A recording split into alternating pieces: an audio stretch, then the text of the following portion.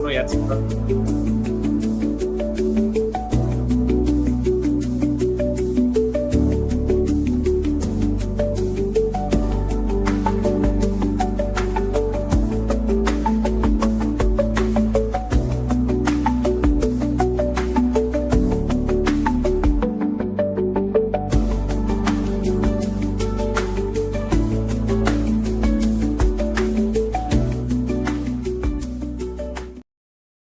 Hi everyone, welcome to the Sunday evening live stream here. Thanks for joining us on a Sunday. My co-host, as usual, is Spencer from Vibes. We've got a special guest. We've got a Welshman on, so I don't feel alone this week. We've got Ian on, so I'm just going to go through the panel real quick before I discuss what we're going to do tonight. Spence, what have you been up to this week, mate? I noticed you bought a certain Welsh band album this week, so. I certainly have. I'm starting to collect all the Stereophonics albums on vinyl. I've got majority CD, and that's not good enough. They need to be on vinyl. Cool. So yes, I have purchased Performance and Cocktails. One of their best. Oh yes, what an album! Yeah, cool. Special guest this evening is Ian. Ian, thank you for joining us. Thanks for jumping on. Thank you for having me. Anybody doesn't know Ian, okay, you need to follow him on Instagram to start with because he picks up some real good pickups out and about in the wild that I've never heard of, and then I've got to go on streaming to listen to see what it's all about. But he has got a YouTube channel on YouTube. Over to you, Ian. Do you want to tell him about your Instagram and kind of your YouTube channel itself? Yeah, it's so both things are I like that record, both on YouTube and Instagram.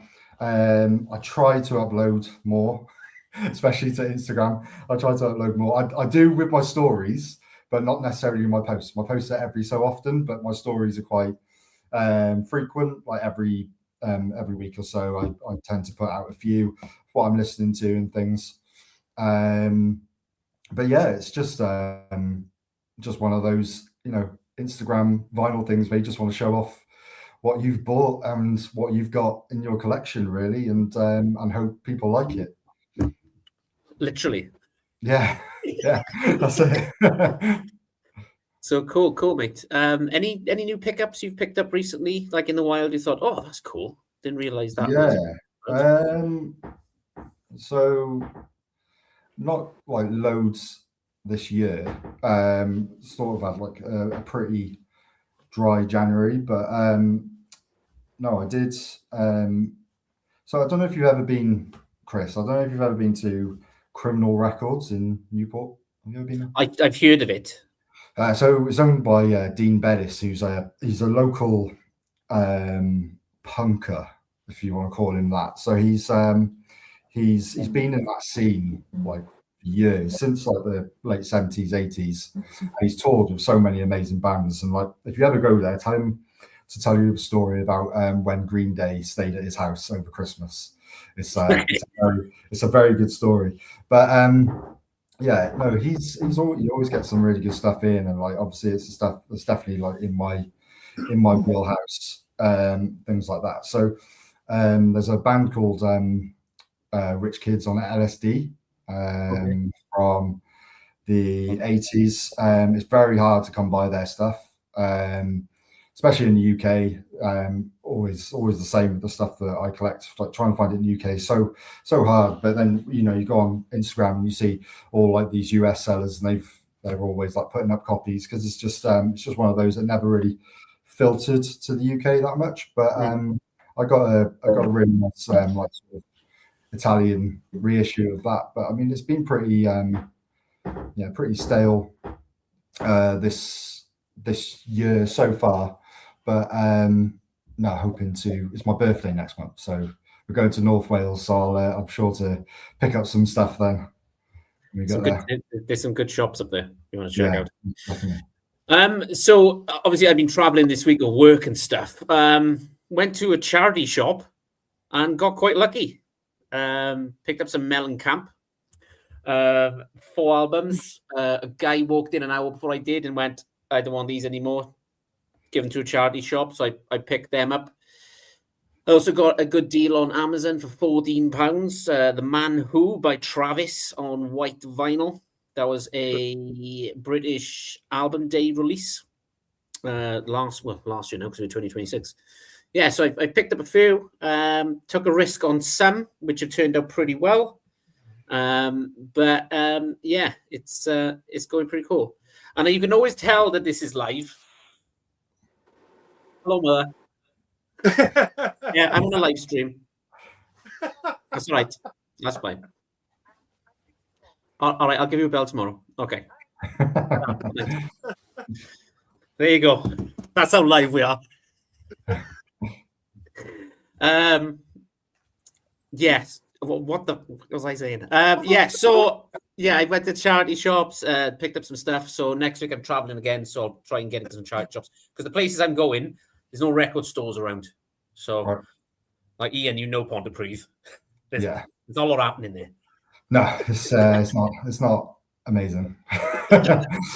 Pontypool, on the other hand, has an amazing shop. Yeah, that might be the plan going forward. I know I've got to go there at some point. But okay, so this evening, the theme that I came up with was you go into a pub.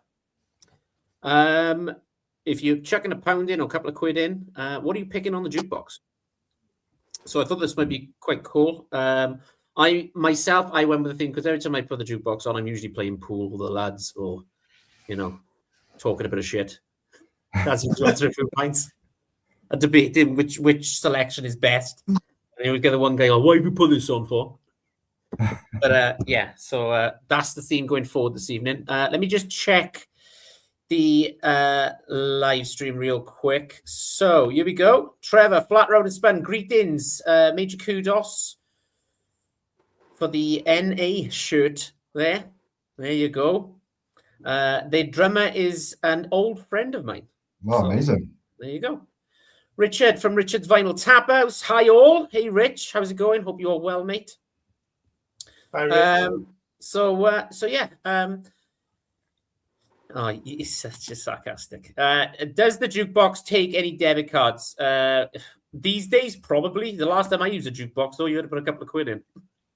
Yeah, exactly. Everything's tap and go these days. So say it again. 5 tracks for £1. I don't know what you mean now. It'd probably be £1 for one song these days, or even more than that.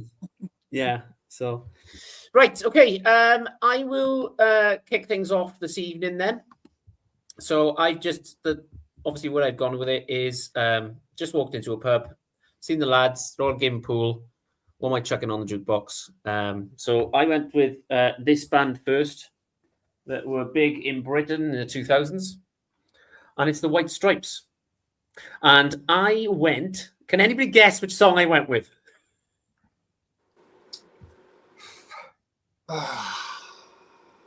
Fell in love with a girl.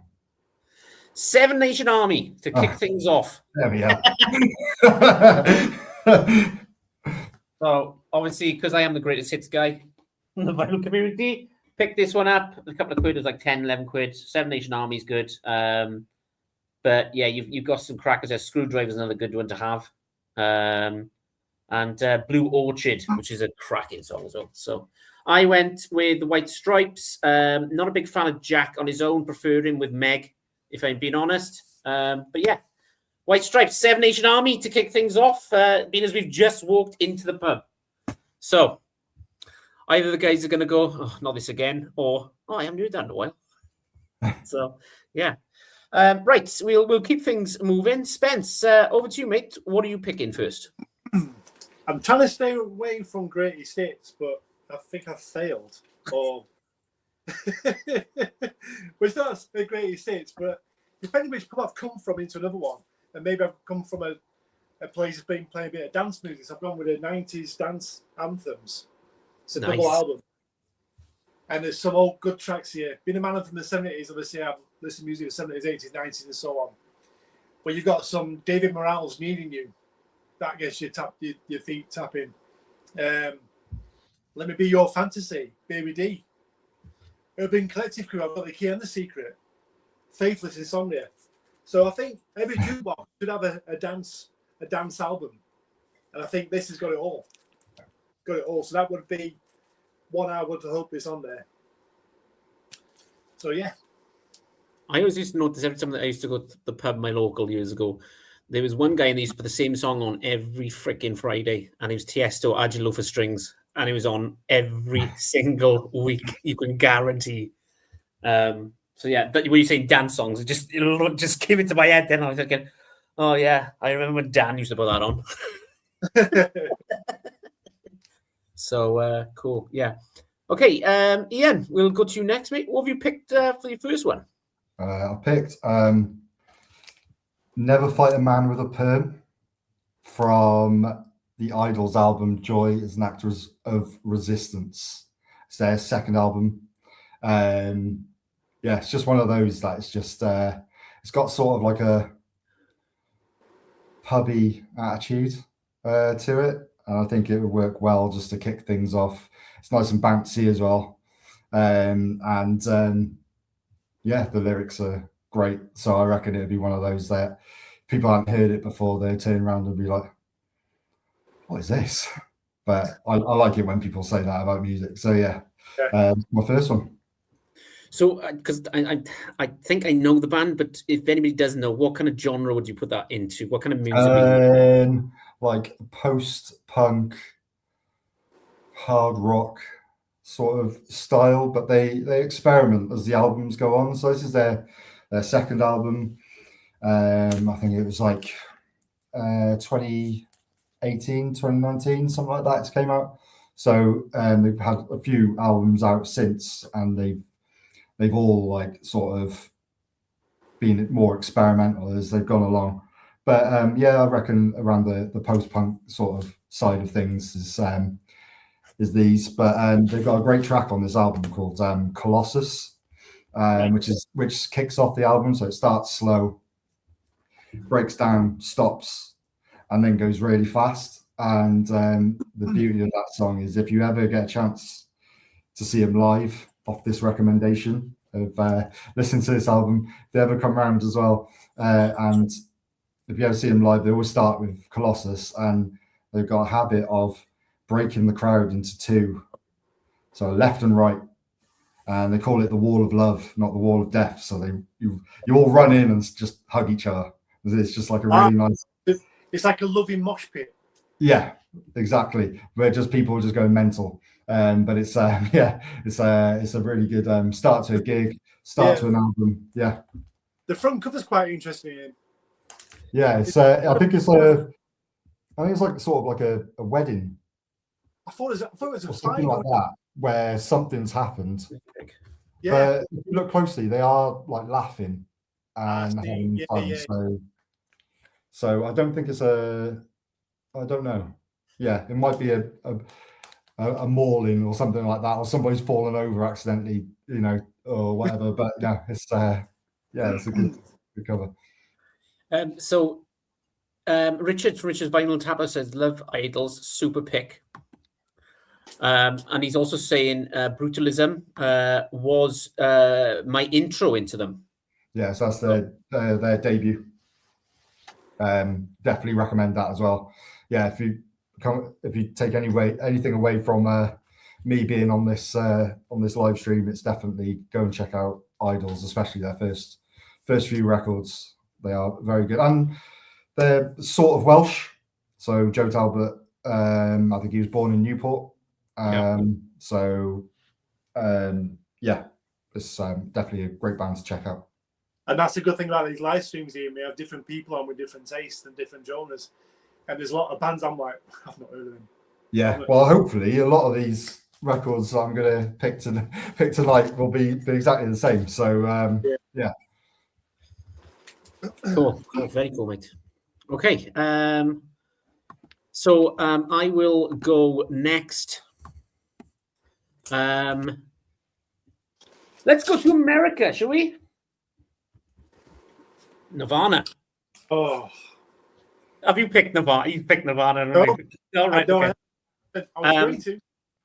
And obviously the big one is going to be Smells Like Teen Spirit, which got played a lot in Britain on Kerrang at one point. This is the greatest hits.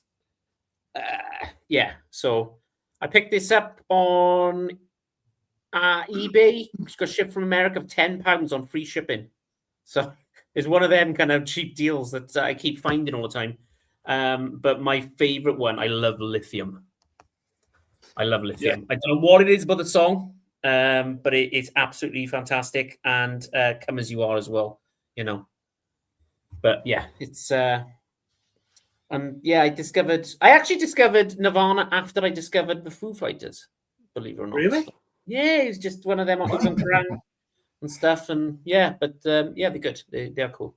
I need to pick up more albums. I'll show you the vinyl real quick. It's not going to show up on you really well because my camera's rubbish. But this is like on a grey kind of vinyl. So that's nice. Yeah, if I can remember correctly, that was a Walmart exclusive in America that I got on eBay. So for £10, free shipping. It took about 3 months to get here, but I was like, well, you can't really go for 10 quid. So yeah, I went with that one. So yeah, cool. You need to check this. See how much it's worth. Yeah, have a look, see how much it's worth without losing internet. So Richard is saying, I'd play Heart Shaped Box from that Nirvana. Yes, that's another good one. Cool. Great track. So, yeah, there's mostly rock and kind of punkish, and there's some classes, some pop maybe in your Regular Suspects. But yeah, so there you go. Right, Spence. Let's go in quick tonight. I think, Chris, you're going to be surprised with what I've chosen tonight. Come on in. Because I'm not including the usual suspects. Okay. But I think every jukebox should have a soundtrack. Oh, Guardians of the Galaxy, nice. And I've chosen this one because I think it's got some absolute classics. Creep by Radiohead. Since You've Been Gone, Rainbow. In the Meantime, Space Hog. That's the only track I know, Space Hog, but I love that one. I'm not going to sing if you don't know it. I'm not going to sing it because I can't sing. Earth, Wind and Fire on there. Faith No More. Alice Cooper. Beastie Boys. Bruce Springsteen. Yeah, it's got some absolute classics. And I think that would be definitely, if I had to choose any soundtrack to be on the jukebox, it would be that one. Because out of all the soundtracks that I've got a lot. That one's probably the most played out of all of them. So, yeah, my choices tonight, gentlemen, and people watching, are totally away from what I would usually go for. So, yeah, that's my soundtrack. I picked up a soundtrack from the charity shop as well. Footloose. Yes, I saw that on your video. Yeah, of course you did. I was like, it's there. I'm like, it's £3. I gotta get it. It's like £3. So yeah, I went with that. So yeah, cool. Yeah, I've got the volume 2. That's on a picture disc, but I think that one's there. So I've gone with that one. So volume 3 is that Groot dancing in the background with Elo? Yeah. Yeah. Okay. That's the start, right start of the film. That's a good way to kick off the film, actually. And Batista's trying to stab his way out of that monster. There you go. Yeah.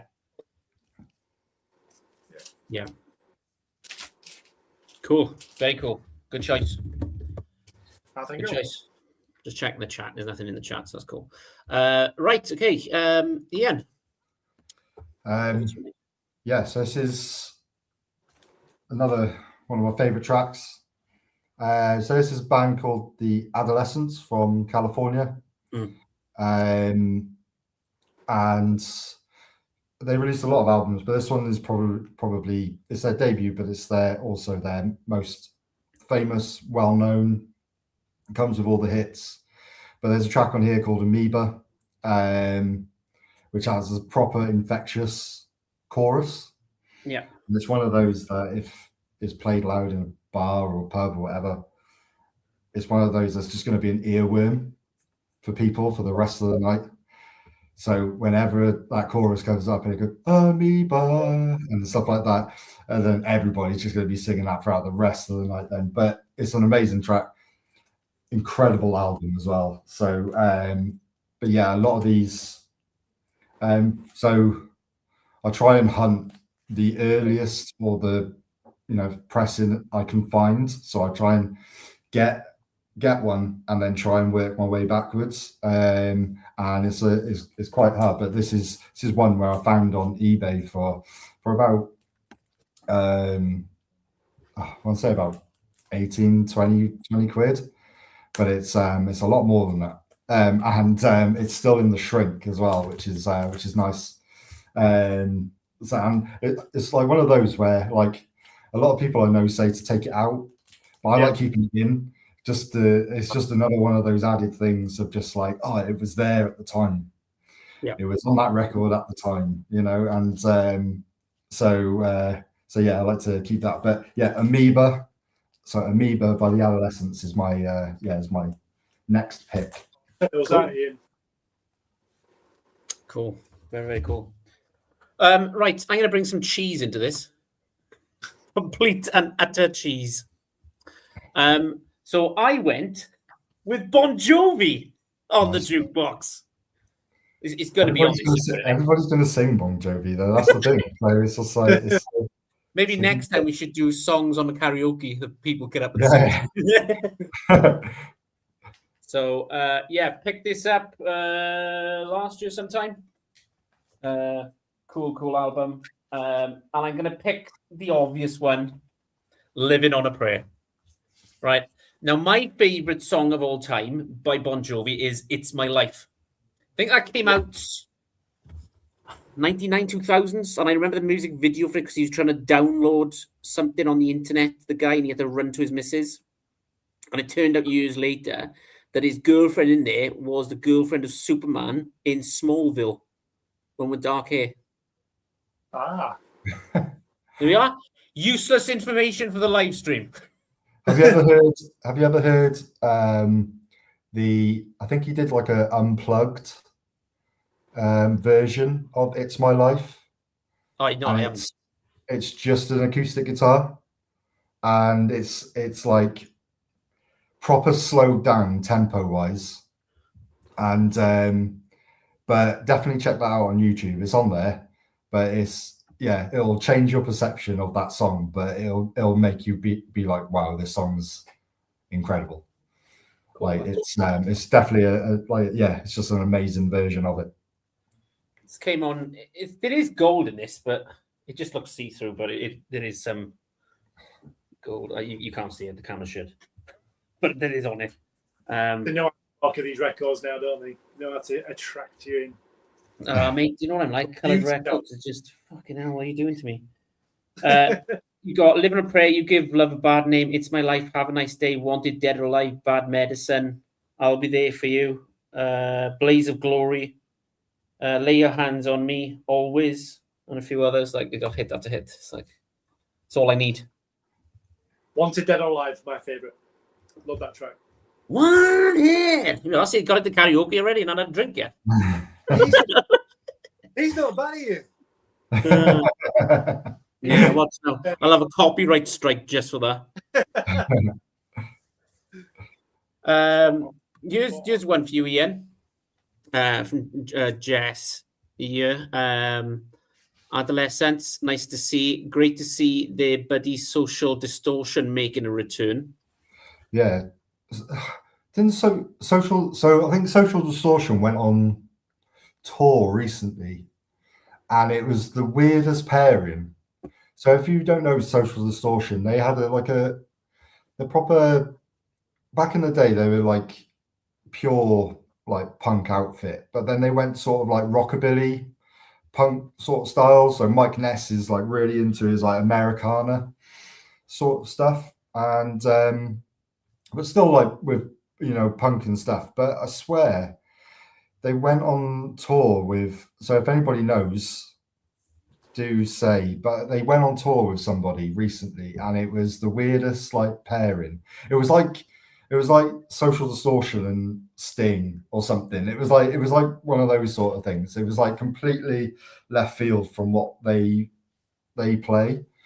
I remember seeing it and just thinking that's a weird pairing. But yeah, I'll see if I can find it. Social Distortion. So while you search that, Richard was saying that he's seen Social Distortion 3 times, once at Red Rocks. Amazing. I thought that was cool. And he's saying that Bon Jovi song would get the whole pub singing or leaving. Pub singing, Yeah. Yeah. And you always get this. I don't know if it's still the same now, but when I used to go out, just like I'm swearing I'm 60. When I used to go out, when I was a boy, right? When I was in my prime, you'd get, the singers coming around the pubs and clubs, and they'd always be a Bon Jovi, there'd always be a Neil Diamond, there'd always be like something like that they'd sing, and then you'd always get the older women dancing in front on the top and by the singer, and yeah, we'll just leave it at that. Right, Ian, did you find it? Yeah, they're supporting Morrissey, apparently, and yeah, I always thought that I love not Morrissey. Like as a person, he's a little bit weird, but as musically, like I love Smiths, I love Morrissey, but I always thought that pairing was a little bit weird, unless I saw somebody like make a picture for like April Fools or something, and I just stand across it. But yeah, that was a strange pairing. Cool. Right. My turn. It's going well, lads. I'm enjoying this. Another good live stream. Learning a lot here off you two guys, so it's pretty cool. Actually, no, I went last. Spencer, what I'm talking about. What I picked Bon Jovi, wasn't it? Yes. Yeah. Sorry, mate. I was going to go twice then. Go on. It's your age, Chris. You don't go anymore. A quick story about this album. Right, last night, me and the missus went and picked up our son from work. And on the way back, he said, should we go for a pint? He goes, yeah, not bad. So we went to Brother's Arms. And this was really crazy, as we got out of the car, there was a woman stood looking our way, and she went, straight away, she said, I'm a schizophrenic. I was like, okay. And she said, is Hybrid Theory a good album? I went, it is. But you also need to check out Reanimation. So yeah, that was bizarre. I've got a Linkin Park. Nice. That is an amazing album. If you're into Linkin Park, you know this album. But how bizarre, because this was an album I was going to pick. And that woman was stood there and said, I'm a schizophrenic. Is Hybrid Theory a good album? Just like that, I was like, I'm into my music. I'll talk to you. Them two buggered off to the pub. I'm still talking to her. But yeah, great album. Like I said, I reviewed the Reanimation last week. And like I said, it was voted the worst album of the year in Kerrang. And I absolutely love that album. So basically, a mashup of this album. But this is a fantastic album, Linkin Park, Hybrid Theory. And before they were called Linkin Park, they called themselves Hybrid Theory. Oh, really? I didn't know that. Yeah. So yeah, bit of rock, bit of mashup, Linkin Park. I want that on my jukebox. There you go. Cool. Yeah, that's that got played on Kerrang a lot, didn't it? It was in the end was like it was kind of everywhere. And Q. I was watching. Oh, sorry to go off subject a bit now. We got time, lads. We got loads of time. It's not like we're running out of time here. But the other week I was on YouTube and something came to mind. Remember Q? You used to have Q Magazine and Q the channel, the music channel on MTV or whatever the hell it was on. Remember the mashups they used to do? Yes, I do. One of them was Eminem, and it was like a rock. Clean Out My Closet, but it was like a rock band in the background, and they do a mashup of like Linkin Park with somebody else, and that just came to my mind. There was it was cool. So there you go. Q Magazine. Yeah, I used to love that. I remember buying. I was in Northern Ireland. I remember buying the Linkin Park Jay-Z mashup. He called that. I bought it on CD, and my mate was a massive Jay-Z fan, and me being Linkin Park fan at the time. We just gobsmacked how good they sound together. Do live. But I will come to, when we come to Tenby, me and the missus, you can vouch for me that really happened last night. That was bizarre because that was picked last night before I went and picked Tom up. What are the chances? Yeah, Well, I'm like, that's fine. Nobody I don't know if it's the same for you too, but for me, when people have a conversation with me, which I try and avoid as much as possible, but when they do have a conversation with me, they'll say, "Oh, do you like music?" And I'll go, "Yeah." "What are you into?" I'm like, "Well, I collect vinyl records." "Oh, what records you got?" And I'm like, "Hang on a minute." So I'm just going to go through my 500 catalogue here for you in 10 minutes. Watch me on YouTube. You'll find out. Yeah. For the people I know, I don't really want watching. Have you ever been to the Diggers Club Records in Cardiff Bay, Chris? Yeah. Yeah.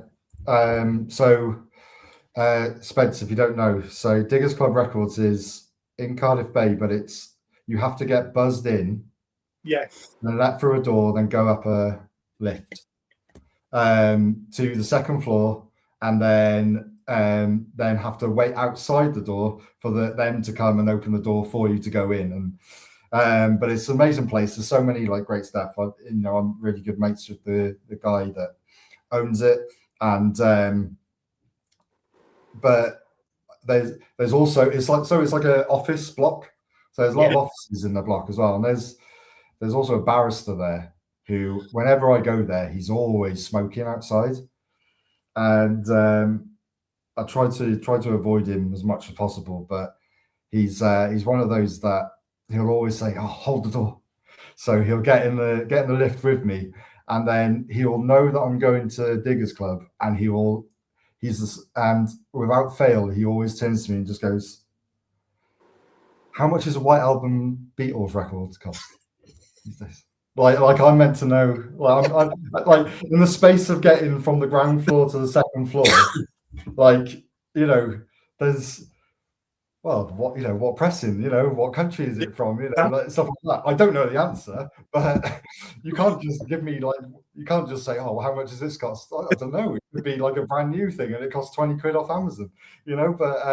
But without fail, he always asks about that. Like I don't know if he's like sitting on a stash at home where he's got these and he's just looking for to get an idea of total. But yeah, he always asks, and it's so I try and avoid him every time I go now. But yeah, he's there more often than not. I'd say I'd like to check it out, but I'd get there, press the buzzer, they hear my accent and say, "We ain't letting English in. Look at that." So that was really bad. That was really bad accent, by the way. Sorry.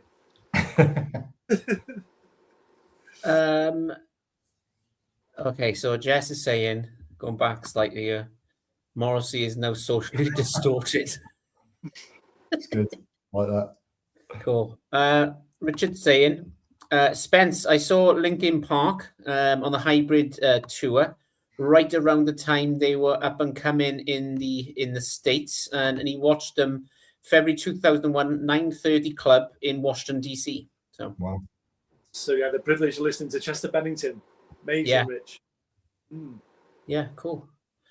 Right. Okay.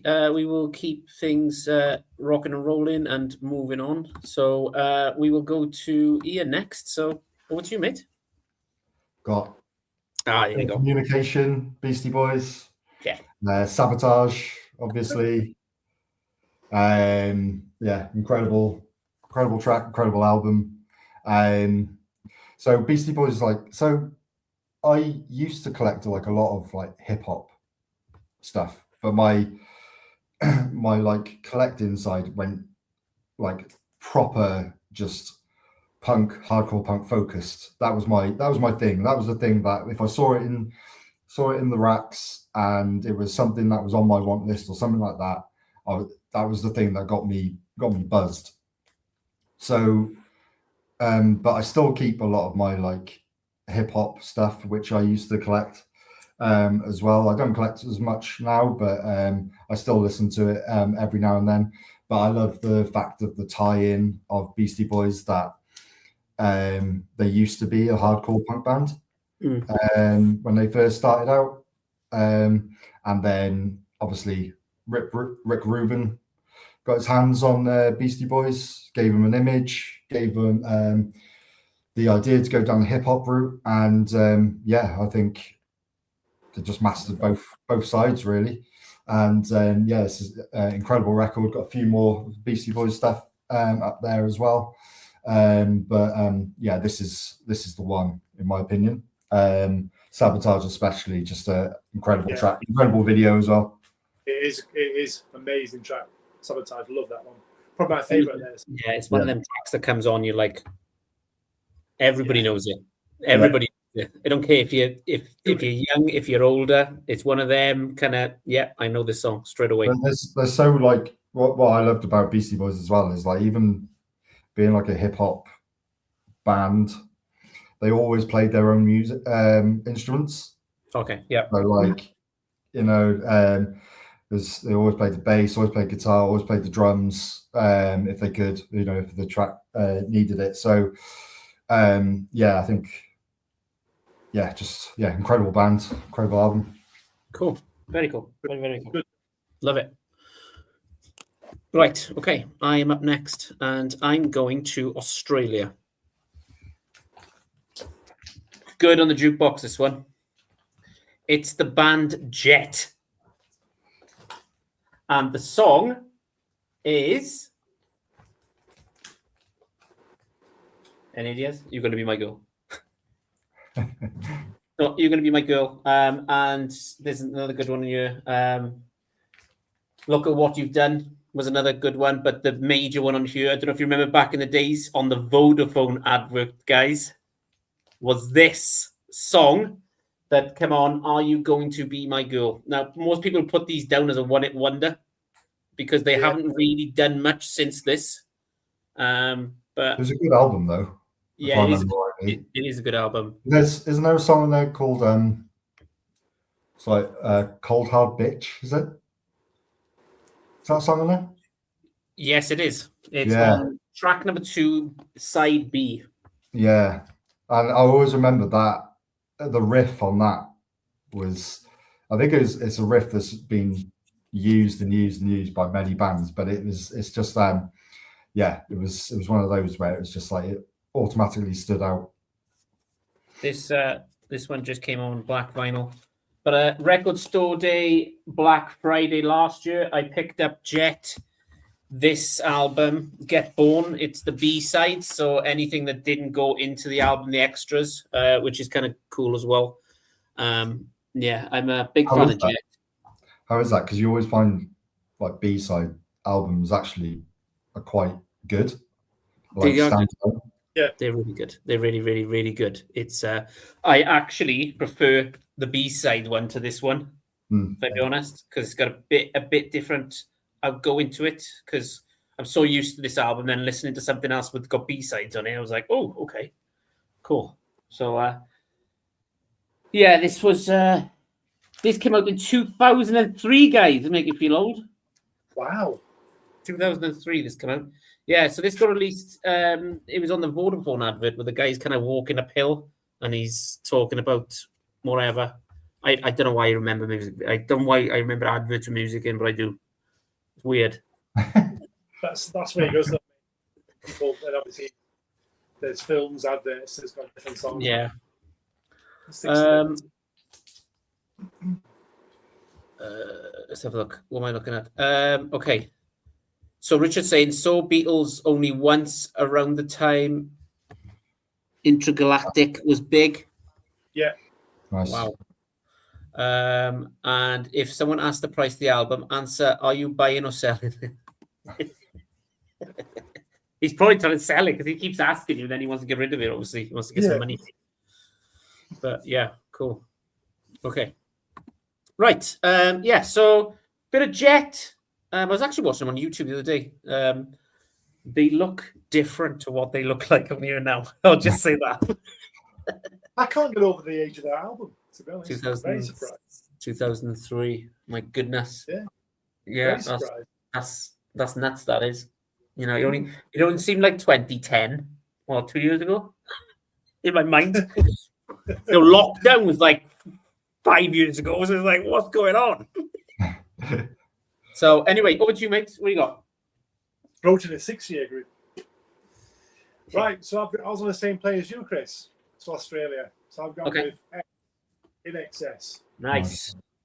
I wasn't obviously one of the greatest hits, but I think this is near enough one of the greatest hits. Got Suicide Blonde, Disappear, By My Side, Bit of Tears, Lately, Who Pays the Price. I think Michael Hutchins, he was not only voted the most handsome bloke in Australia, but one of the best voices from Australia at the time. Again, I've had this since it came out. When was this? 1990? Yeah. I just think this is a fantastic album. And I think, again, every jukebox should have some kind of some Australian artists in there, and I'll go with In Excess. And that's why I've chosen X, because I think it's a fantastic album. I do love In Excess. So yeah, there's my Australian band for you. The only one Australian person I've seen live is Kevin Bloody Wilson. Have anybody heard of that guy? No. Yeah, I think so. No. Yeah, I'm not gonna. Yeah. Yeah. Go on YouTube and check that guy out. It's yeah, it's a bit nuts, but cool. Right, nothing in the comments, which is cool. So we'll keep it rocking and rolling. Ian, over to you, mate. What have you got? I realised like my picks are very like punk heavy, but that's literally all I've got at the moment. But I want to put it out there. I do listen to other music as well, but this is the stuff that I collect, so it's like nice and easy for me to talk about. But these are also my favourite songs as well. So I've gone with Bad Religion on the album No Control, and sorry, what's the name? I've just gone proper blank here. Oh, the track's called You. So I don't know if you've ever heard of the track. So it was featured on Tony Hawk's Pro Skater 2, and it was one of those that I just, whenever I played that game, it just came on, and it was one of those that just instantly grabs you, like pretty much any track on that game. But yeah, I always loved Bad Religion. Again, just their stuff so hard to come by in the UK, like especially like if I'm going down the route of getting earlier pressings and stuff like that, it's just quite hard to find. But I found this on eBay and I won it, and I didn't realise till after I won it that the guy actually lived in Cardiff. So instead of him having to post it to me, I just went round there and grabbed it to him. Grabbed it. So that was nice. So but yeah, like Bad Religion, like still going now, still great. Like Greg Graffin, the lead singer, like if you ever see him out and about, like on TV or anything like that, he looks like the most awkward guy on stage because he is actually a professor, like a college professor, and he's a very, very bright man. And he looks on stage. There's a comment behind. I was curious about this. Are they still around? Yeah, they're still around. They toured a couple of years ago, I want to say. They played Marble Factory in Bristol, which is a really cool venue if you've not been. It's cold, so it's one of those that you need to go to in the summer. Yeah, they're still around. They haven't released anything in a while, but they're still touring. They toured the end of last year. Yeah, and hopefully they'll come to the UK again because they're one of those bands as well that they haven't chop and changed a lot of their members, so they still got a lot of the original members. Yeah.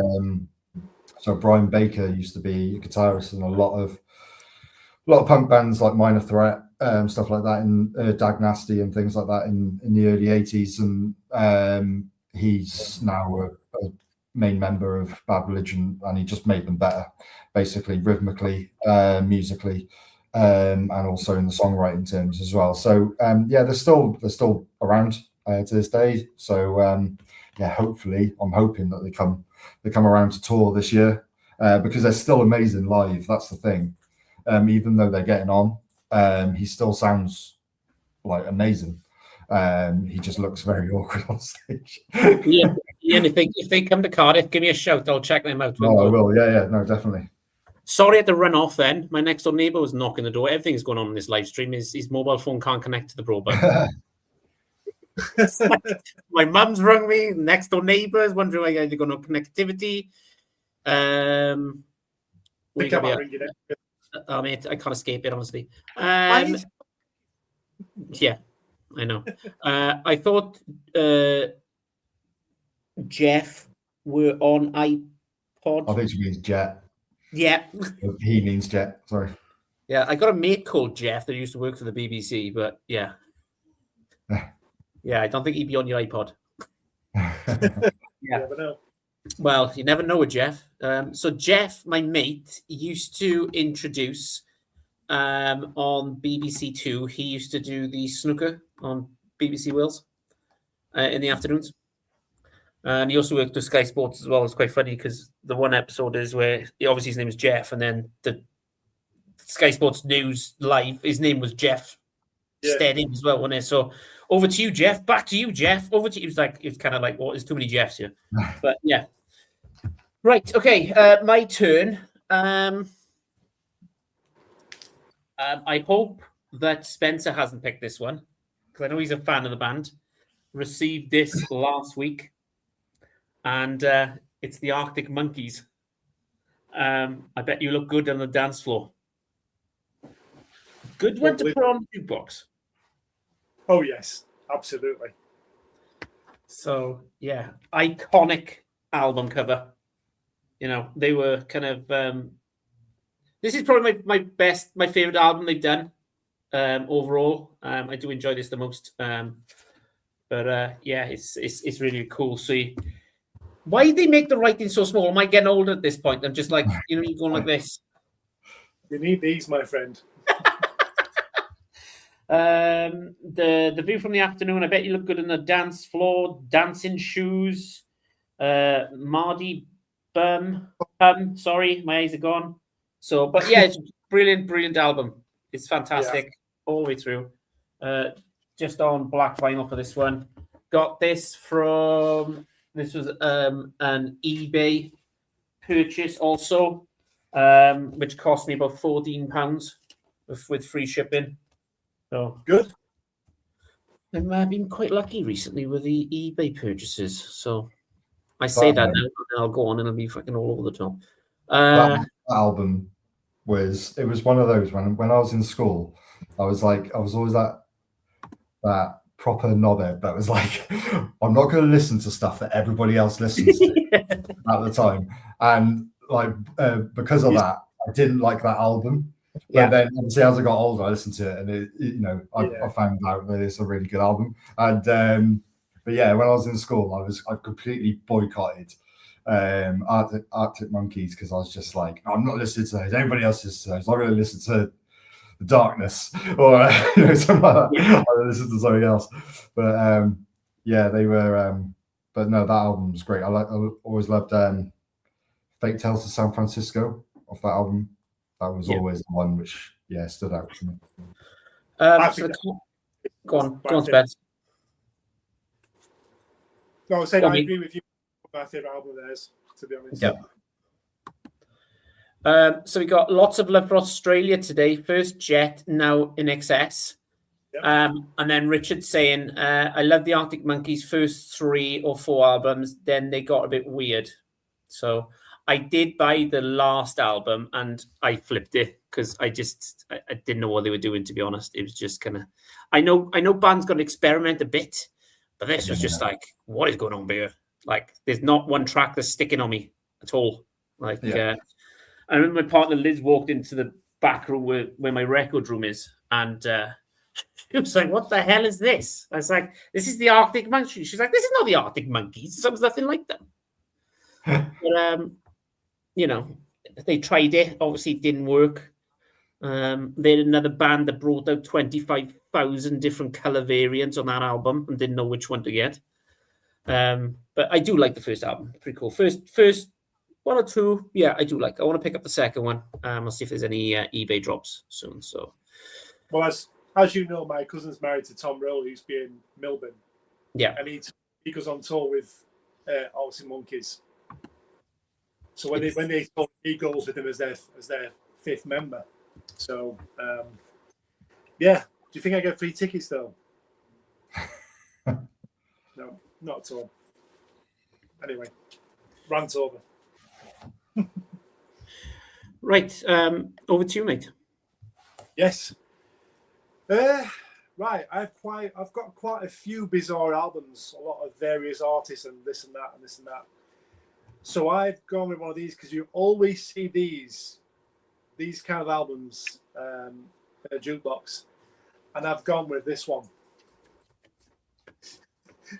Dallas Rock Music 10. I'm probably gonna lose some subscribers now when I pick it. But it has some classics on here. You always get these in a jukebox, don't you? Now 10, Yes. whatever. But on this one, you've got Pump Up the Volume, Style Council, To Power Heart, Billy Idol, Kiss, White Snake, Marillion, Wet, Wet, Wet, Jan Hammer, The House Martins, Erasure, Level 42, ABC, Squeeze, The Pogues. That is probably, I've got a few of these. I did start collecting these many years ago to get them all eventually. I stopped. I've got about 20 now. I've just stopped. But that's probably my favourite, obviously, with the list of songs on there. But you've always got one in your jukebox. I thought, I'll play the card and I'll put it out there. So, yeah, I've gone with now 10. There you go. Cool. I think I remember my first. Bizarre ones tonight. I think the first Now album I bought on CD was Now 32 because it had Meatloaf on it and Queen. It had the song Heaven from Queen. So we go in. But Now 10. Which Yeah, now- I think I've seen that out and about, Spence. I don't know, like in charity shops, or not charity shops, but out and about. I think, didn't they reissue that on Amazon at some point? I think I've seen it on Amazon as well. They are bringing them out, yeah, the colour vinyl. Yeah, they are. Yeah, I've seen that. But I'm staying away from that. Yeah. I just wanted Right. to get them all. Well, yes. Not anymore. Okay, so let me just quickly get through the chat. Bear with me 2 secs, guys. If my mouse works. Let's have a look. Yeah, so Richard was saying that when it comes to the Arctic Monkeys, their last two albums are awful. But the obviously their older stuff is what we know. Then let's put it that way. So, you know, the crowd feelers. So we got Joe all the way from Canada here. One of my really good mates. What's up, gentlemen? If nobody doesn't know, Joe owns a record shop in Canada, and he's got his own YouTube channel called On Vinyl, where he takes you behind the scenes of how it runs day to day and how, you know, that kind of stuff. So it's really good. So go check him out. He's got a really good YouTube. And you know me, I like supporting the smaller channels as well. Because I just find with the bigger channels, sometimes they just repeat themselves. And it does my head in. So yeah, thanks, Joe.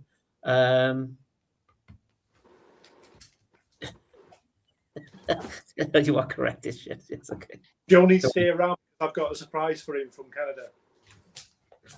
Okay. Well, I'm gonna show a band that there's two options this could go. It could go really well or really shit, depending where you stand with this band. And it's not Nickelback, but you could put them in the same kind of bracket as Nickelback. Okay. Ian's laughing already, going, "What the fuck is he gonna pull now?" It is a greatest hits, but I feel like this is all you need on there. Okay. It's Creed. Oh. So yeah, so I went with the song "My Sacrifice," which always winds the boys up on the jukebox. That's why I keep putting it on. But Creed, this is the original greatest hits. They brought another one. I'm not going to get it because I've got everything I need on you. So You got songs on here like Higher with Arms Wide Open, One Last Breath, My Sacrifice, Weathered. So yeah, I picked this up a few years ago. I think it was like a tenner on Amazon. Double LP came on red vinyl. Wrong side. There's nothing. You can see there's nothing on that side. They've run out of space. They couldn't do 2 discs. It's just like engraved on that side. But yeah, there's Creed. So I told you it could go either way. I was just like, fuck it. I'll just pull Creed. So yeah, when with Creed, greatest hits enough? Well, for you two, maybe too much. So yeah. Okay. I knew Richard was going to say that. Creed. And don't hate them, but don't seek them out. They're playing here in July. Yeah, go. Get me a t-shirt. Cool. Okay, let's keep it moving then. I'm sure you can beat anything I just pulled there, Spencer. Just thought I'd pull it because it's one of them that was on the jukebox at one point in my local. Don't know how many times it got played though. So. Well, I've seen this band. How many times have I seen Nothing But Thieves? 9 times. So I've seen these bands 7 times because they backed them up on 7 concerts that I've seen. And these are the band from Canada, and that's July Talk. If you haven't heard these, check them out. They are absolutely fantastic live. They really are. They get the crowd going. The lead singer, the male lead singer, I forgot his name now. He's a bit crazy. He's a bit bizarre. Here we go. That's him there. I forgot his name, to be honest. But it's him and a female singer, and they are absolutely amazing. Really, really good. But yeah, please check them out. They are. I can't say more about them really. You need to listen to them. July Talk. Cool. They backed. They supported Nothing But Thieves. Just brilliant. Great support band. So yeah, July Talk. So Joe is saying they are very, very good, and I have yet to see them live, but I have heard nothing but great things, as you are saying, Spencer. So yeah. Yeah, I spoke to the drummer. I went to Liverpool to see Nothing But Thieves, and I got basically let down by a tout for a ticket. Ended up getting a ticket off guitarist from Nothing But Thieves, Dom. But I was talking to their drummer outside, and such a great guy, just down to earth. And I'm terrible with names, so I can't remember his name, but I was just shocked. You know, this guy just started talking about, thinking, I'm sure he's their drummer. But they are great. You need to check them out. July Talk, fantastic band, really good. Cool. Right, Ian. I think I missed out my last go. Yeah, sorry, mate. That was my fault. So shall I do 2? Yeah, go for it. Yeah, the floor is yours. All right. So I'm going to go Green Day Dookie. Yes. Nice. I'm going to go Welcome to Paradise as my track of choice. Not Basket Case, but Welcome to Paradise. I've always preferred that one over Basket Case. Probably one of those things where it's just like, you know, when the song gets overplayed and you just like, if I listen to that again, that's going to do, going to drive me insane. So Welcome to Paradise is a track to choose from here. I mean, there's not really much to say about Green Day, to be honest. One of my favorite bands, the band which basically took me away from getting all of these random like Now albums and stuff like that when I was a kid. So I was just getting those. But then when my brother gave me Green Day Dookie, it kind of like changed my trajectory in like what I liked, what I listened to. I knew that there was other stuff out there that wasn't in the charts at the time, because I mean this came out in like '94. So I would have been 5 then. Like I would have had no interest in listening to something like this at the time or seeking it out. But hearing this when I went into comprehensive school, and my brother giving me his hand-me-down CD of this and Insomniac, things like that. It just changed my view of what other music was out there, not just what was on Top of the Pops.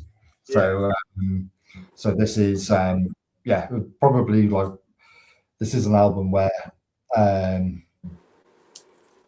had to sort of pay over the odds to get a first copy of this, but I'm very glad that I did, because it's like my prized possession of those. And another one, I'm going to go down the route of the same sort of thing. This is Weezer. Yes. Pinkerton. I'm going to choose The Good Life of this as well. I think it's the first track on side B of the album, maybe the second track on side B, but it's just one of those that just gets you, it's just happy.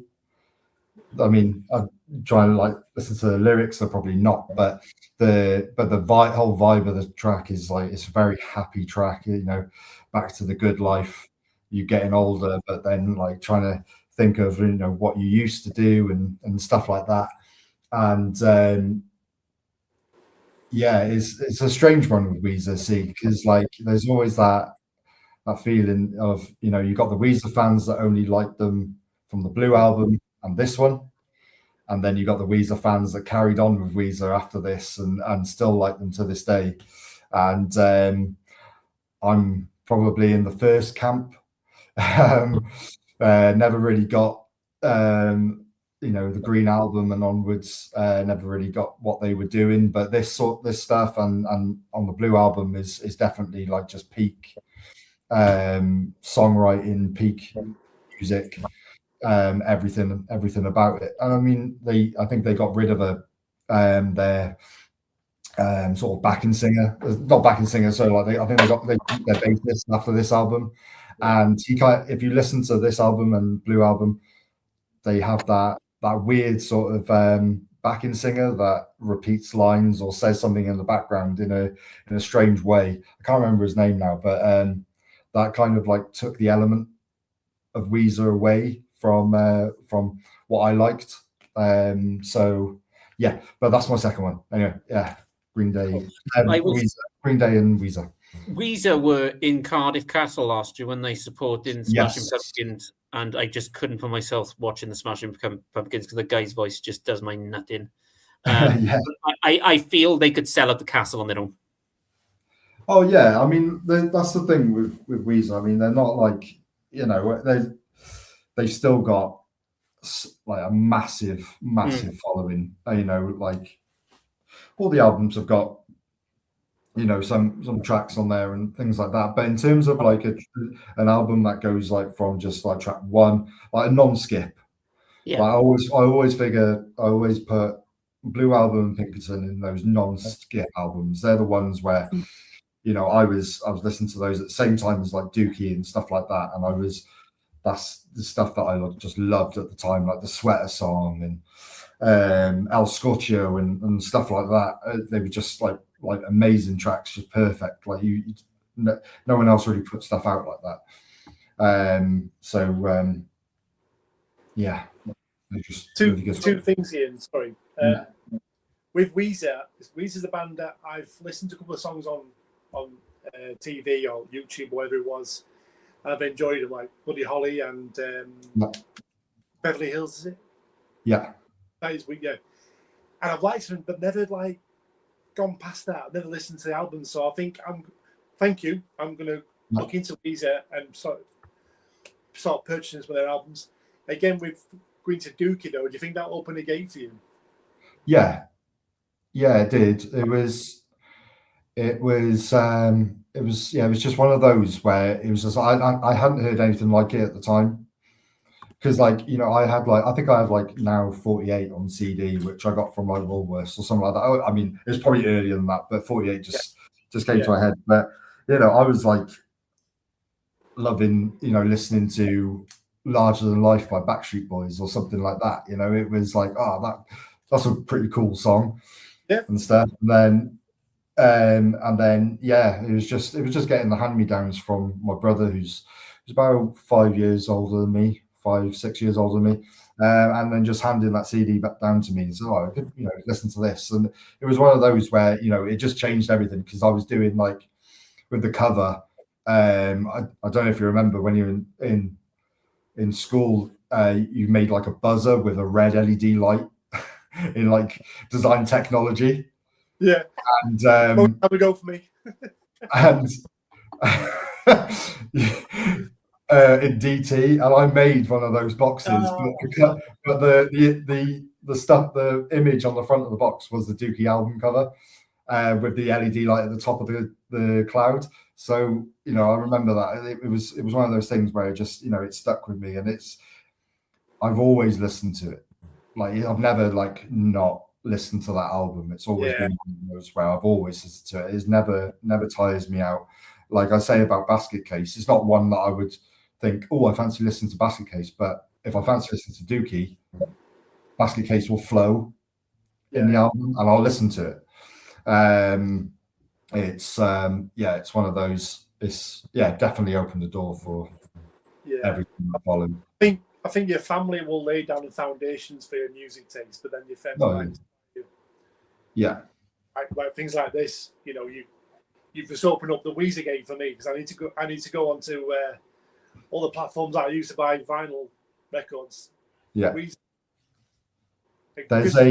Chris has been getting a lot of blame for my purchases, but it's going to be you now, Ian. So there's I really recommend. So there's a guy on YouTube called Pat Finity.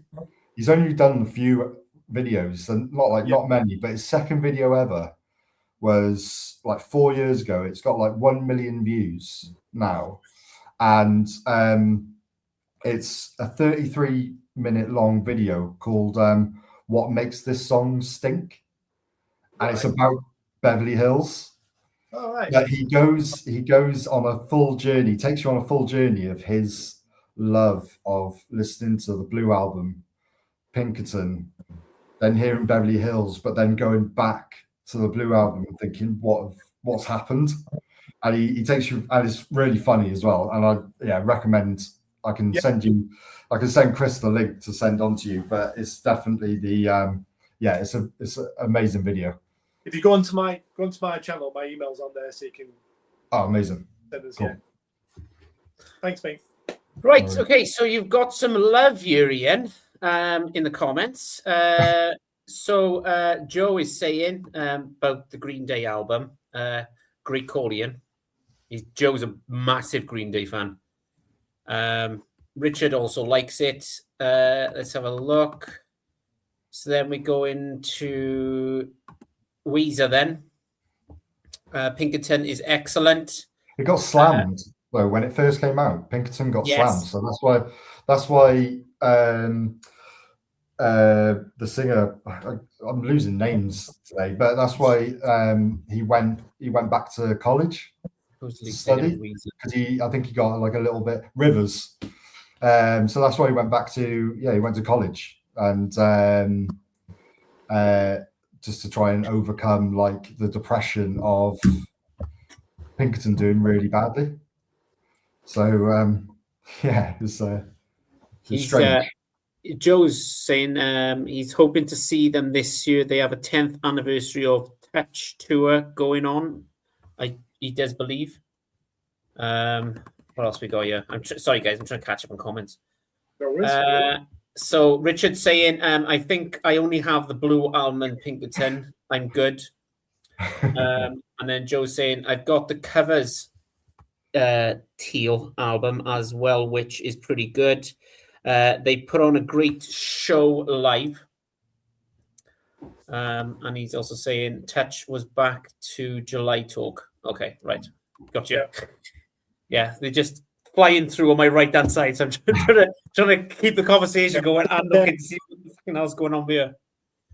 Touch, July talk. Cool. Right. I will. Is it my turn? It is my turn. Right. I'm just double checking. I don't want to miss anybody's turn now, right? Okay. Sorry for that, Ian, mate. Because even the comments are like, you've missed Ian out. How dare you? So I apologize profusely. Right. This is a greatest hits. I haven't got the original album. I've got the newer album they brought out, and they've split up. I saw them in Cardiff 2 years ago. Amazing band live. It's Sum 41. I went to that. Um, yeah, they were brilliant live in Cardiff in the CIA, or what the hell it's called now. I can't keep track of what it's called. Anyway, they're knocking it down and moving it down the bay, I believe, Ian. Is that correct? I think they're moving it. Something like that. Yeah, they're doing something down the bay. Yeah.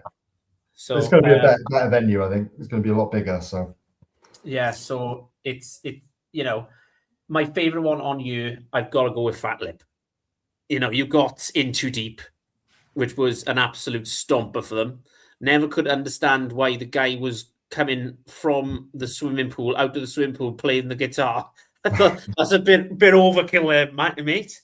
But yeah, you got the Hell song Fat Lip. You got In Too Deep Pieces. You got Underclass Hero, Motivation, Over My Head. So it's got all the hits on it.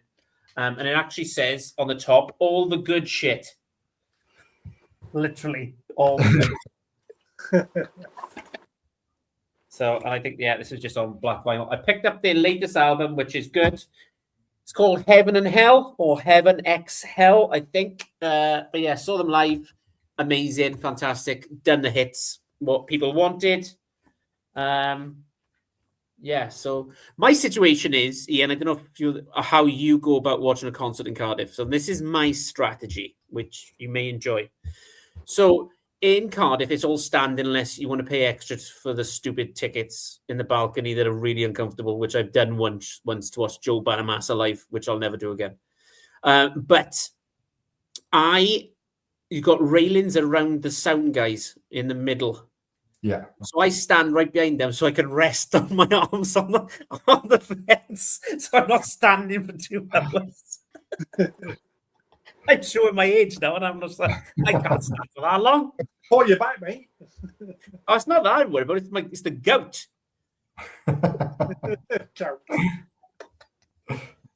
So yeah, brilliant. Okay, Spence, you're up next. What have we got, mate? Thank you. Every jukebox has to have the Eagles on. There you go. Absolutely. This was my medicine when I was a child. One of the many bands that I was brought up on. Love that gatefold. But this is obviously Hotel California. Like I said, I'm trying to stay away from greatest hits with this one, but this is definitely my favourite album of theirs. It's just normal black vinyl. It's nothing special on this one. But this originally came out in '76. I was 3 then, but I do remember my mum playing these, the Eagles, and I'm sure he had Hotel California. But as I got a little bit older, I got into these and the Beatles and everybody else. But this is a great album. Always played in my car. Yeah. If you haven't got any Eagles, Hotel California. And it should be on everybody's jukebox. I have got the Eagles. I won't come to anybody's surprise which one I've got. Greatest Hits? Greatest Hits Volume 1 and 2. Hey, why not, mate? Why not? It's fine. There's nothing wrong with Greatest Hits. There's nothing wrong with Greatest Hits at all. I told you the story before. Like, the reason when I started collecting 2019, I started collecting greatest hits because I wanted to get into a band and I didn't want to buy fucking 25,000 albums of them. Get that. Where do you start with Bowie? Like, you got Bowie, you had the Beatles. So I got greatest hits of them. And to be honest, I've been doing this it was 5 years in November since I started the channel. And I just got to the stage where I was just like, okay, you said this in the first year. And guys just keep buying greatest hits constantly. So whatever. Eagles is my mum used to love the Eagles. Really, really cool. I get it. I do get it because that's why with some bands I'm not too familiar with, I would go out and get a greatest hits. Yeah. Because you've got it all. I mean, Bowie, the Chameleon, every album's different. Yeah, I know. What would you do? So greatest hits would be a perfect starter for people like Bowie. So yeah, I get it, mate. I get it. I always say to youngsters, like, kind of, When I see him in the record shop in Tem, I don't know why you're still big. Hang on 2 seconds, mate.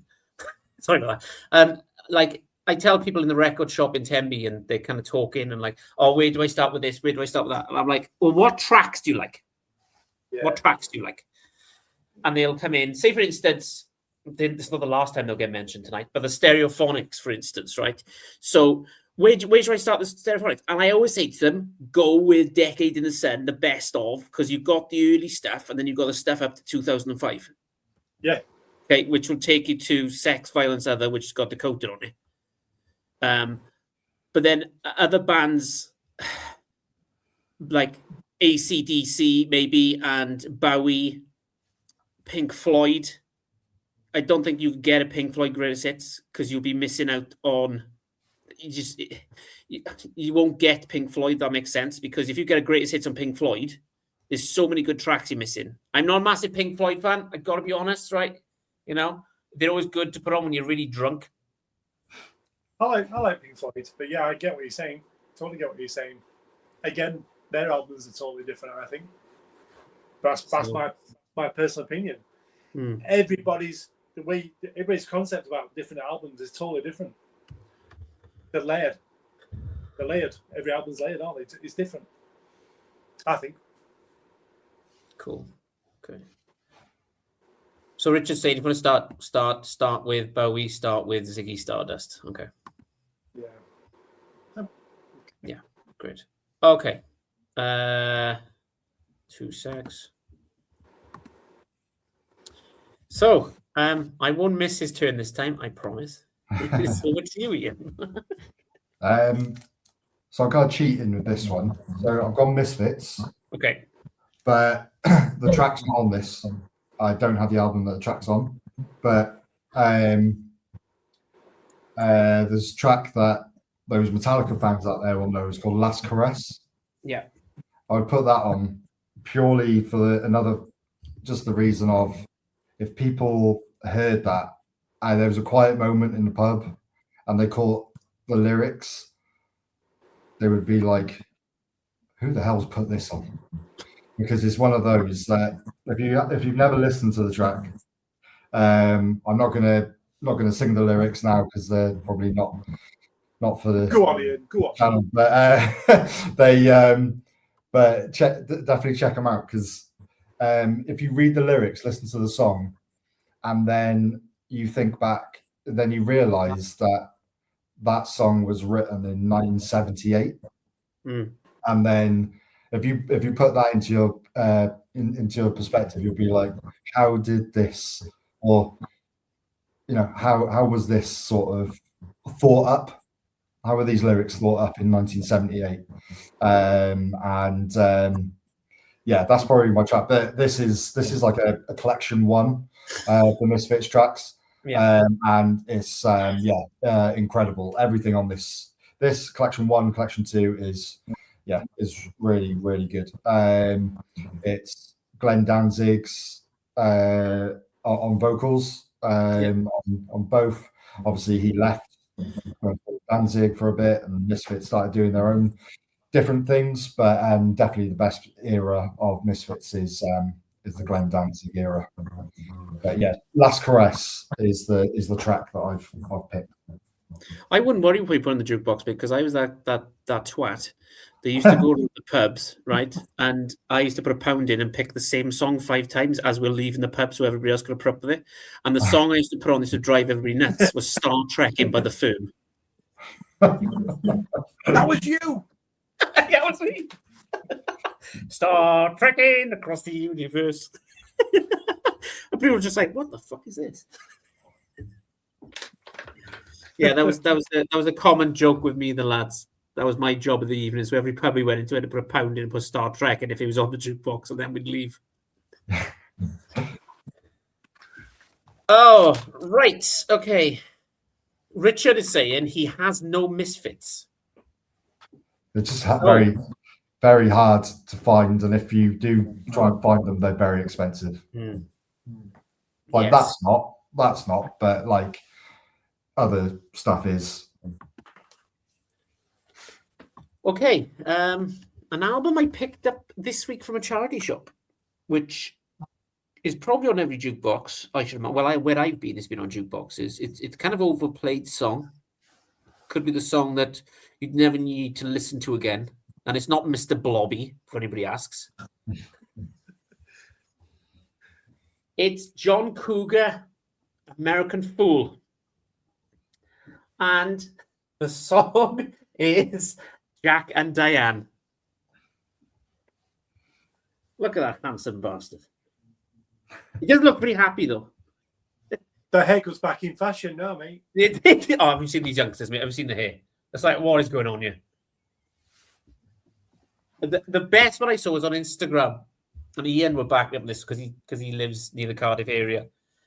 Every youngster seems to have really short back and sides and has got your grandmother's haircut. Like this nest of curly perm on top. And then nothing on the sides. It's not even blended. And it was disgusting and horrible in the 80s. Why bring it back? These Gen Z's got a lot to answer for. So yeah, picked this up. £3 the other day. It's got Jack and Diane. I picked up a few others, so I'm in the process of going through these and listening. So I'm getting into this guy. I'm really enjoying it. If you ask most people, he's a bit of a prick live, but I bought the music. So I watched a video on my dinner break. I've not heard John Cougar before. Yeah, Jack and Diane was the big one over here in the UK. Oh, is that him? Is it? All right. That's him. Jack and Diane. Yeah. But the other stuff he's brought, like the album Scarecrow, is more. It reminds me a bit of Bruce, in a way, like the Nebraska album. It's a bit more. It seems a bit more raw, which I'm really enjoying at the moment. Yeah. So, because I'm on this Bruce Springsteen kick at the moment. I'm late to the party with Bruce Springsteen as well. Yeah, like I said to you, my favorite album by Bruce is Nebraska. It's a brilliant album. Right. Let's have a look. Richard's saying, love me some John Cougar Mellencamp. He turned into a grumpy old man, though. There you go. Then there it is. Don't we all?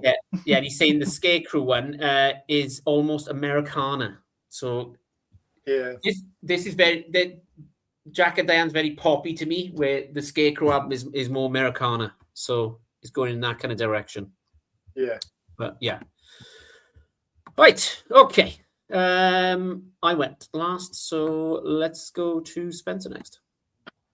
I've chosen this album by this artist because every time I've gone to a jukebox, this is always on. Led Zeppelin. Author choice. Absolutely. You've got to have that in your collection, and you've got to have that in your jukebox. Can I say any more? Do I need to say any more? I don't, do I? Do you know what I mean?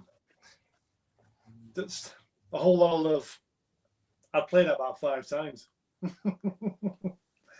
No, but this is. I bought this one not too long ago. Actually, it's only a few years old, but just blackout, just no black vinyl. What year did this come out? Ian, do you know off the top of your head, Chris? 69. It is. Yeah, 69. I've seen it then. Wow, what an album!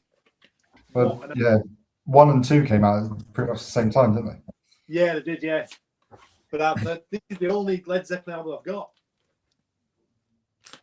In fact, I've got a cover down there. A vinyl cover is Led Zeppelin Concert 80, The Warmth We Can Find. I bought a record on Vinted, and the record was packaged in that, and so I pulled it out. I thought, no way, I've got 2 albums the price of one. I was like, no records in it. So I sent the message, do you have the records right now? We've just used it packaging. But brilliant, thanks. So yeah, that's the only album I've got, but yeah, love that album. Love Led Zeppelin. Maybe I need to buy more. A good one to pick up from Led Zeppelin, if you can get it, because it's at a ridiculous price, is Mothership. Mothership, yeah. I like them, just a band I've just not really focused on, to be honest. But I do like them; they are good. Oh yeah. Just a quick one there, Spence. How many records have you got left? Because we've flown through this tonight. Just giving away how many we got left. 3. Okay, cool. Okay. So is it? I can take that one out because you've talked about that. Cool. Let me just check. Have we talked about anything else? No, I'm good. Right. I think it's time I mentioned this band. I was going to pick that album, but I'm going to pick my favorite album by them. Should I go that one? No, I won't go that one. No, because you showed it this week. So this is the Stereophonics. This is Violence, Language, Sex, Violence, and Other. Came back out in 2005. Their only #1 single was Dakota, and still to this day. So if you're wondering why I've got a 45 in there, it's because I'm a super fan. I bought the 45. And it is actually Dakota on you. On purple vinyl. Excellent. So yeah, I haven't shown this one before. But you've got on here, you've got Dakota and Long Way Round. So this was a very, very limited edition they released on their web store. It's the only 45 I've got in my collection. I'm not tending to pick up these because I just think, where the fuck am I going to put them? Long Way Round track, that was the theme song for Charlie Borman and what's his name? The Long Way Round, Long Way Down, wasn't it? On the two motorbikes. Oh, Mr. Jedi. Yeah, Jedi. Yeah, what's his bloody name? Ewan McGregor. Ewan McGregor. Yeah. Love that track. Love that song. And just in case anybody's wondering about this was on pink vinyl. It looks purple, but it's pink. Nice. So, yeah, Dakota. I was going to go with Bartender and the Thief, but being as you showed it this week, I was like, well, sorry, mate. We'll go with it. We'll go with this one. It's fine. I show them every fucking week anyway. So, there you go. Bit of Kelly Jones in the band. So this album was the first album without Stewart on it. They fired Stewart from the band, and the single went straight to #1. So cool. There you go. Let me just check the chat real quick. What's going on? So Joe's saying I'm going to have to look at those guys up. Actually, I have that one, and I like it. Yeah, so Joe started collecting Stereophonics thanks to me, because it's really hard in Canada to pick them up, believe it or not. So I've sent in the greatest hits, and I've sent a few others albums as well. Okay, that's cool. Right. Okay, Spence, we'll head over to you next and show us kind of what you got there. So I purchased this at a charity shop, and I've heard of Joni Mitchell. Just never owned anything. Amazing. And I've listened to this a couple of times, and the first time I listened to it, I didn't really catch on. I didn't get it. And then a second time, third time, I got it. It's totally different to what I would listen to, but I think you need that. Like I was really into like Metallica. I had like a couple of years just listening to them all the time, and I couldn't go to bed because I just couldn't sleep. Yeah. I think this is the kind of album I will play before I get my head down because I need to chill the beans. And I think that is one that should be on the jukebox. You know, it's last orders. You're going for a pint because you're up to here with lager, and you get a whiskey, and Joni Mitchell comes on, and you're like, let's go home now. But yeah, I think that should be on a jukebox. Yeah, it's like you're necking the last pint down to get that last whiskey in before you go home. Yeah. Yeah. You know, yeah. One of the older guys in the pub, for some reason, he'd be drinking lager all night, and his last drink of the evening was half a cider. I'm like, what the fuck is the point of half a cider? I don't know. Yeah.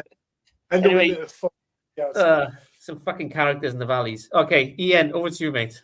This is going to be the proper like left field choice now. So, how familiar are you with Welsh language music? I do. So this is a 45 by Heather Jones. It's an EP released on Sign Records, the label that was started by David Yuan. Yeah. And this track, I was looking for ages at this one. Basically, there's 4 tracks on it, all completely in Welsh. The last one is called Come Here Life, which is bottom here. But one word, like, slaps. It is one of the best like rock songs going. It's amazing. Like it's really fast, like not fast as in like punk fast, but it's like fast for what you expect Welsh language music to be. You always think of like really folky or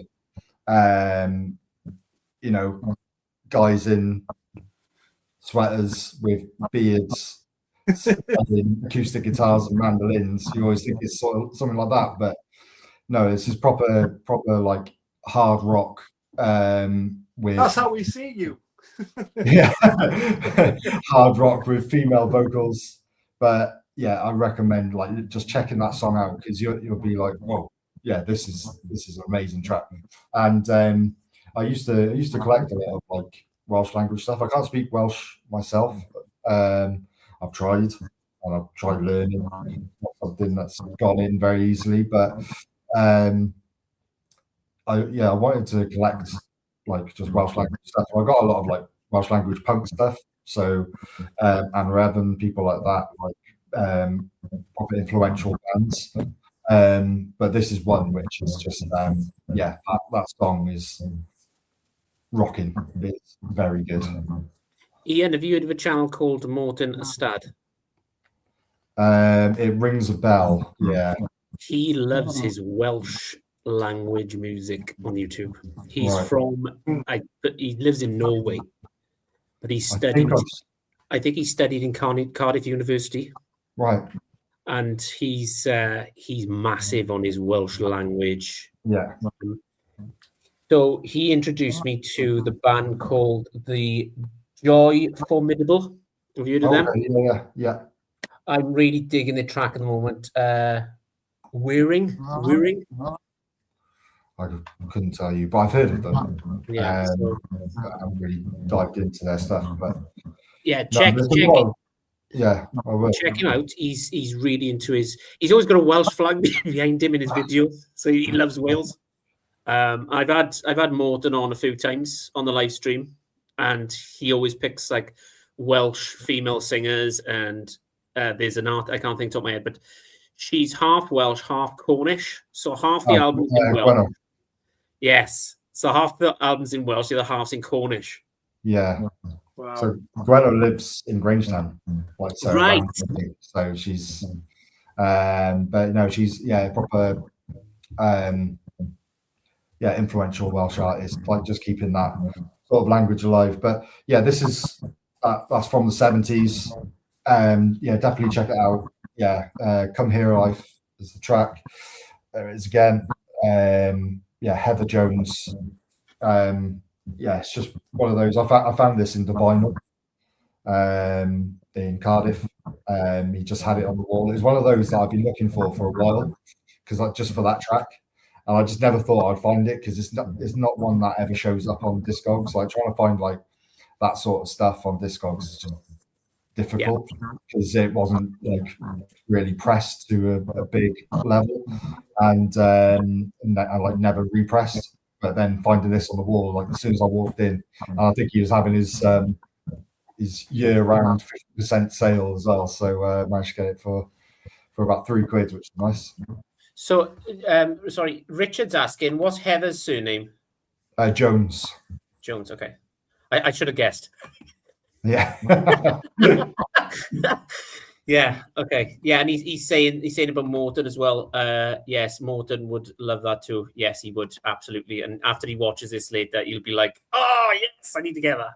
So yeah, and Richard's saying, "Love the Joy Formidable. I have the whole album of them in Welsh." There you go. Now, Richard, you need to learn Welsh. Like, this album makes no sense now. So cool. Very, very cool, mate. Well done. I will, if I do see that, I will try and check it out next time I supposed to be working, but I'll pop in the record shop and Cardiff. I've been talking to Spencer all week. When I showed him what I picked up the charity shop, and he was like, "Oh, did you do this in your own time?" I was like, "Fucking hell, no."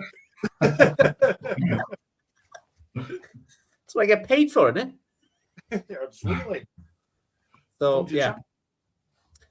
Okay, I am up next. Oh, okay. Now what do I pick to go on here? I'm gonna pick the obvious. No, I'm not. I'm gonna pick up a band. It is a great hits, but they are an amazing band. I do love them. I've seen them live twice, I believe. And this is Keen, and the song is "Everybody's Changing." Good upbeat kind of song to listen to on the jukebox. Everybody knows it. Everybody's tapping their feet, and it always brings them back to Lily Allen when she did the John Lewis advert, who covered this song. And she did quite a good job, actually. She didn't ruin it completely, but everybody's changing. You know, you got so many good tracks on you. Somewhere only we know, Bend and Break, Bed Shaped. Is it any wonder? Spiraling. What we got? Higher Than the Sun. There's so many good tracks. This was just on black vinyl, but yeah, bit of Keen. Yeah, everybody's changing. Good intro to it, and yeah, really, really enjoyed it. So Good I saw choice. the lead singer, like in a town centre singing it, and he's in this one. He's got dark hair and he's completely grey now. It's like, wow, the years have gone past so quick then. So yeah, but yeah, bit of Keen, love a bit of Keen. Saw him live in the CIA in Cardiff. I'm going back a way long time now. But yeah, amazing band, absolutely love them. So there's a video on YouTube on the tube as well, aren't they playing? That's it. Yeah, that's the one. Yeah, I think they're singing that song actually. Everybody's changing. Good track, yes. Brilliant. Yeah. Would love to see him live again. So I think they would be one, Ian, that could do Cardiff Castle. Possibly. Yeah, I think so. It's yeah, I think Bowling for Soup are doing Cardiff Castle. So if Bowling for Soup can do Cardiff Castle, I think Keen can. Well, Bowling for Soup just done Wembley, mate. So Yeah. do you know what I mean? Wild, yeah. What's going on here? Right, Spence, over to you, mate. What have you got? I've got two left. Like I said, my choices tonight are just so various. This artist I've gone for, God, I had a crush on her in the 80s. I loved her. I've got two albums of theirs. I've got the Immaculate Collection. I've got this one. I Found Enough Love. It's a double album, and it's like a grey vinyl. Very nice. I do like to mix a lot of house music when I get the time. I've got a lot of house 12-inch singles and Def Jam ones. This album has got some good tracks on here, but they're all remixes, like a Prayer, Express Yourself, Vogue, Deeper and Deeper, Frozen, Secret, Hung Up. I think she was really, really good in the 80s and 90s. Really, really enjoyed the music. And obviously she was eye candy as well. So I thought I'd go for this album. And it is different, but I think it should be on a jukebox. And if you do like Madonna, check this one out. This has got a twist. So yeah, it's my second to last choice. She's really good at doing books as well, isn't she? Yeah. That sex book that came out, that was pretty cool. Do you remember Erotica? Remember the song Erotica? Yes. I was throwing me off now, mate. I was doing my apprenticeship as a welder And I remember going to my uncle's house because I was working for him, and they played erotica on TV. It was the last time they were going to play it because they were going to take it down because it was too much. God, how bored were we back then?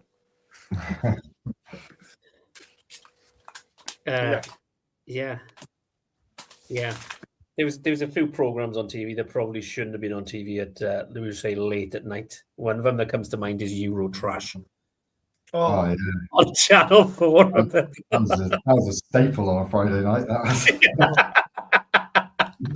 Some rubbish on there, weren't they? Yeah. I remember I used to watch it on Friday night, and then Saturday night I'd go out with the boys and stuff, and you'd come up so drunk you'd record the first 5 minutes free view on Babe Channel, and then you wake up the next day trying to explain it to your dad. Yeah, he's come back in off the piss, and I'll come back with my kebab compass, and it's all over the place, and I'll be sat down thinking, what's this? I've had too much of this. My kebab's all like, I'm gonna eat that. Anyway, let's swiftly move on. Ian, mate, over to you. For the last two, I've gone for some classics now. For the last two, Master of Puppets. Master of Puppets for this one. Yeah, I mean, can't really say much more about this album. Absolutely incredible, best Metallica album in my opinion. Like starting off with Battery, which is absolute beast of a track to start off an album. Say that again, sorry. Guitar work on that song. Yeah. But I think it's the best that Lars has sounded on drums as well. But yeah, no, big Metallica fan growing up.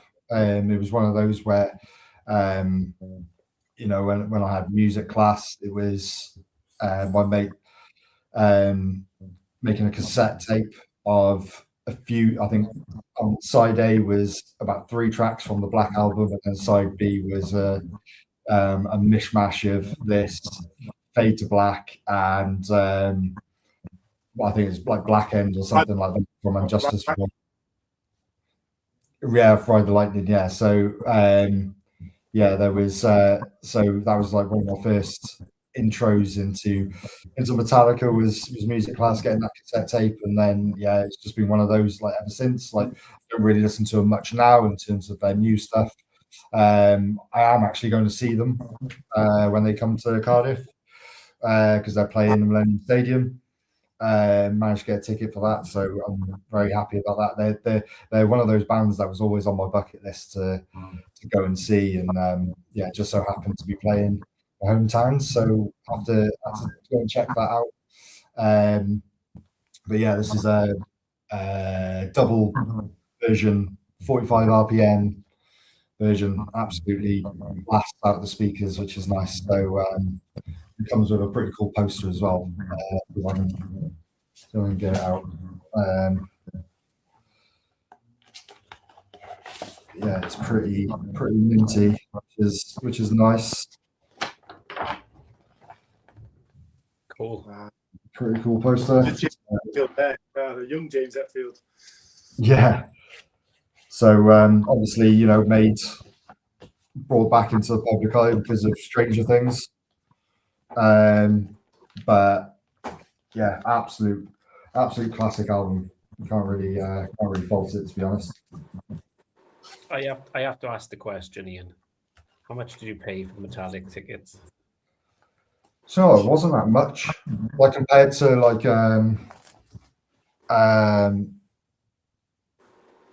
other gigs I've been to recently. It was like, I think it was like 78 quid a ticket. Wow. Which isn't too bad. That's good, that.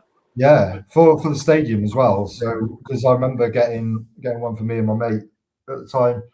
I didn't think I would get one because obviously you're put into a queue. It's one of those high demand gigs, but no, just managed to get them. So yeah, looking forward to that. I think it's June, end of June. So yeah, I'm gonna keep my eye on. I'm gonna keep my own Ticketmaster for resales and that because I was unlucky not to get. I just couldn't because I was fucking sorting somebody's fucking broadband out again as usual, and I just missed it. Within 10 minutes, they'd kind of completely gone, and I was just like, shit. But yeah, it's I'd love to see them live. They are a bucket list for me as well. I just think and it'd be good to see if they bring the stage in the middle as well, Ian, like they usually do. Oh, I think they will. Yeah, I think they will. I think it'll be set up like that. Yeah, they'll do something where they interact with the crowd a lot more than just being on that one side. Yeah. But no, yeah, I can't wait for that. Yeah, the Foo Fighters done that very similar as well, aren't they? With a stage in the middle. Right, Richard saying here, saw Metallica in the round with the co-headliners Godsmack. I bet that was cool. Yeah. I bet that was really cool. I like Godsmack. Right. I think that's it, guys. I think we're up to date. Is anybody else got any records to show? Is that it? I've got one, but it's like it's a various one, Chris. Okay. If you look at your jukebox, right, and you just keep going to the right, to the very end, you'll see this one. Okay. And it's a very, very old album, and it's Wrapping Up the House. Wrapping Up the House. Like I said, my choices tonight are crazy. I've just gone just various. Superfly Guy, S Express. We Don't Exist, the Acid Boys. Rob Bass, It Takes Two. This is the kind of album when you're absolutely slaughtered because your the last pub, you're like, let's get some else on, and you start getting all body popping and stuff, Or is that just me?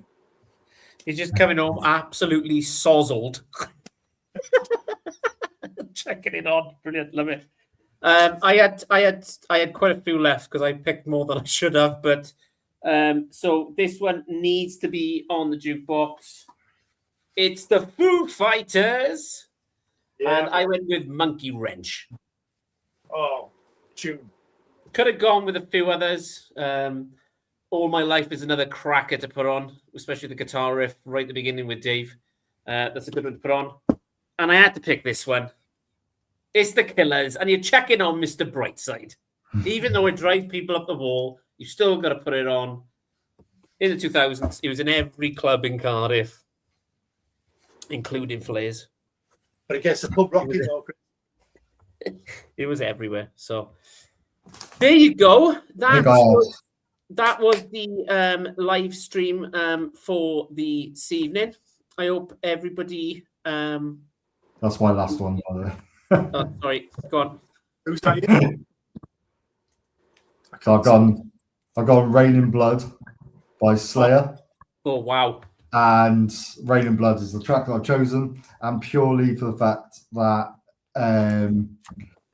it ends with rain. So it's just fitting that if you end with rain, you're going to be walking out with rain. You might as well get used to the sound starting from the inside outwards. So yeah, that's my last one, Rain in Blood. Cool. Well, Ian, thank you, mate. Oh, cheers. Thank you for having me. It's been I've really enjoyed this. And I've known, like, we've interacted, like I've known Ian for quite a few years now on Instagram, and I enjoy the pickups that he does, and he's got if anyone check out his YouTube channel, I'll put a description down below, and I'll put a description down below for his Instagram as well, so you can go and follow him. He goes to some awesome record stores and picks up some awesome stuff. Highly recommend. I'm not just blowing smoke up his ass, but he has got a good Instagram page and YouTube. Go and check out his vinyl tags as well. I put a link down below, and obviously Spencer's Instagram. And I don't know if I'll bother doing mine, to be honest. But because mine's kind of boring. I just fucking whatever record I'm playing that day. Like, Ian, I'll just check it on and go, fucking Travis, who enjoy. But yeah, thanks for everybody who's tuned in this evening. I'd like to thank Ian, our special guest this evening. It's been immense to meet you virtually for the first time, and hopefully one day we can meet up in Cardiff and go do some record shopping. And of course, yeah, anytime. That'd be amazing. Yeah. Everybody's left comments. Everybody's going to watch this later. I do really, really appreciate it. I will put a description down below as well for mine and Spencer's Instagram page that you can go check out. That we're working on a podcast at the moment. which will be going out very soon. We'll keep you up to date on that one. But from myself, from Spencer, and from Ian, thanks for tuning in, and we will catch you next week for the Sunday live stream at 8 p.m. So thanks, everybody. Have a great week. Speak to you Awesome. soon. Thank you. Take care, guys. Thanks.